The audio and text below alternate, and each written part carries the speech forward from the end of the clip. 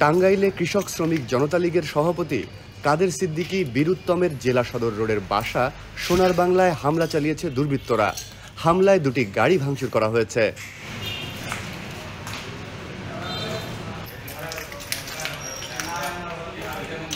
রোববার দিবাগত রাত 12:30টার দিকে 15 থেকে 20 জনের একটি দল হেলমেট পরে ও দেশীয় অস্ত্র নিয়ে হামলা করে।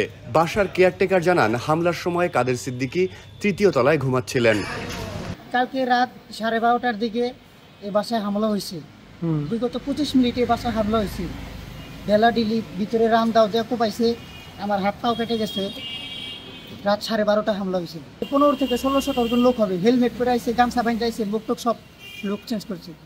জগ দিয়ে এই লোকের ভিতরে ঢুকছে, বাসার ভিতরে ঢুকে হামলা করছে। ওরা আইসা পরে গেটে আগে আঘাত করছে, পরে বাইরে মই ছিল, এই মই বাইয়া ভিতরে প্রবেশ করছে। তিনটা পোলার হাতে ছিল চাপাটি আর একটা চাইনিজ কোরাল। এই কালো গাড়িটার মধ্যে আগে আঘাত করছে। আঘাত করার পর আমরা চৈতন পায়া বাইরে বেরিয়েছি। তিনটা পোলা যখন আমাদের ডাক চিৎকারে ওরা তিনটা পোলা এই গেটের দিয়ে আবার বাইরে চলে গেছে। চলে যাওয়ার পরে গুলি বর্ষণের মতন ইট পাটকেল দিয়ে এই বাসায় মানে গ্লাসের মধ্যে হামলা করছে।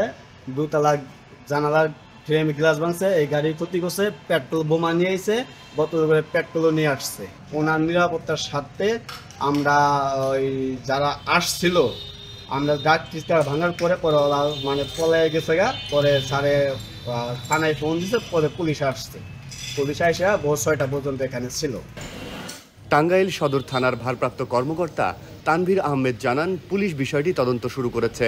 দ্রুতই জড়িতদের শনাক্ত করে আইনের আওতায় আনা হবে।